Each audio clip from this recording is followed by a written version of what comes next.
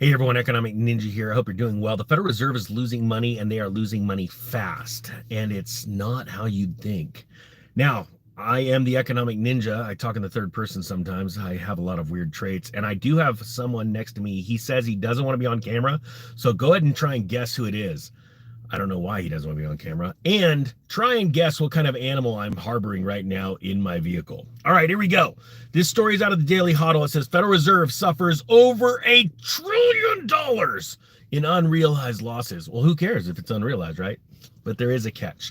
As central banks rate hike pressure bonds, rate hikes, what? Pressure. Daily Huddle, can you please put an S after pressures? That's how it's supposed to read. You're throwing the ninja off. All right.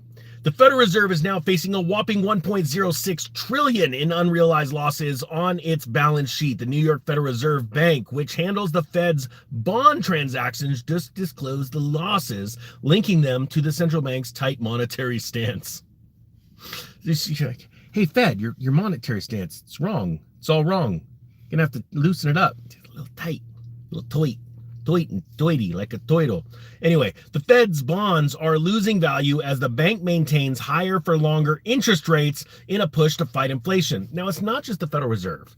Let's just be real here. Bank of America, Wells Fargo, Citibank, these banks all hold bonds. They have a portfolio of bonds, and they are losing money, but it's unrealized losses because the value of the bonds goes down as interest rates go up.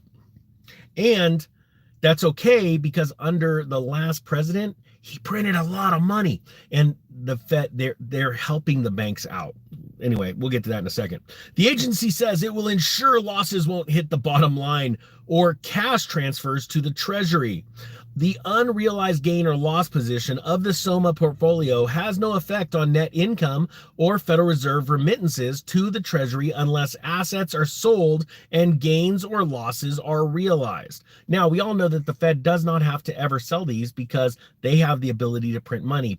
However, only to an extent, because since their balance sheet is out in the open, it's like they're just, they're hanging out there with the wind blowing to and fro. It means that other central banks and governments can see their balance sheet and go, ooh, do we want to buy dollars? Ugh, they're printing a lot. So there is this like fine line in which there's going to be problems, right? It says here the New York Fed also notes the unrealized losses, which are, how do you like that silver price? I should buy a boat. Now think about it, seriously. I just totally went on a tangent. The ninja does this. How do you like those silver prices? Type silver if you own silver. And I want people to understand something. Silver usually goes totally, I'm telling you, left field.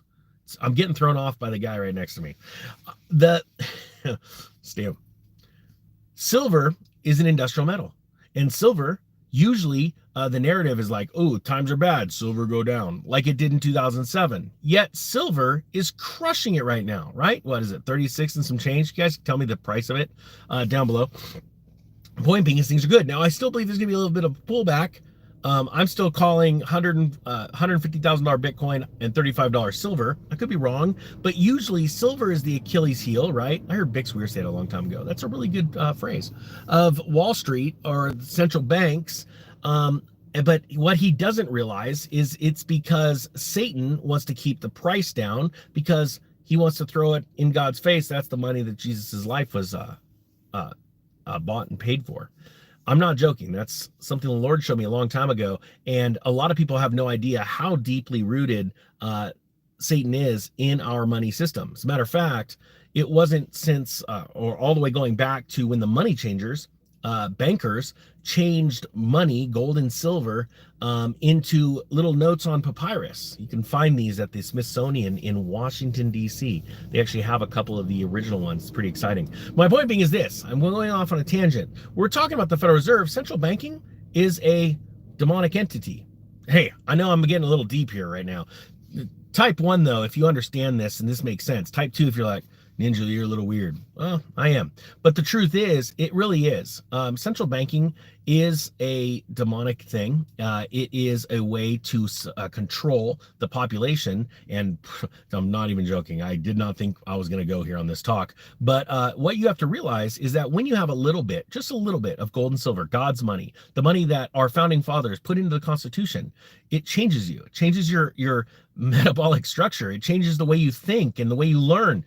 It's not because it's a get rich quick thing. It's a get thinking different thing. And this is a very serious thing. And I hope people wake up to this, because once you start to realize what real money is, you'll start to learn what real centralization is versus decentralization. I don't know if you guys heard about that DigiDollar that's coming out on Digibyte. Holy cow. I haven't even gotten to that yet. Point being is that there is so much happening in the world, and what you need to do is calm the, and trust me, the ninja's got a problem with this all the time, calming himself and getting into the frequency of truth when it comes to money. Most people are not into that frequency because we're so bogged down by impressing people with fancy stuff and trying, I got fancy stuff too. I'm just telling you, I just want to pay full price. Ninja doesn't pay full price, okay? He's like the ultimate Ross shopper. I don't know if you know this, but it's true. It's important to get into the frequency of truth when it comes to your finances. And that means, stop trying to impress other people. Stop trying to go and get things you can't afford, and then start to build on truth and assets, real solid, rock solid assets. And then your life's going to change. I don't even know what I'm going to say now. You're really throwing me off. I'm just, sorry. Okay. All right. And has anyone guessed what animal is inside of this? It's very vicious. I think it might be a boa constrictor. All right. With that being said, I better go feed it or we're going to have problems. The Economic Ninja is out.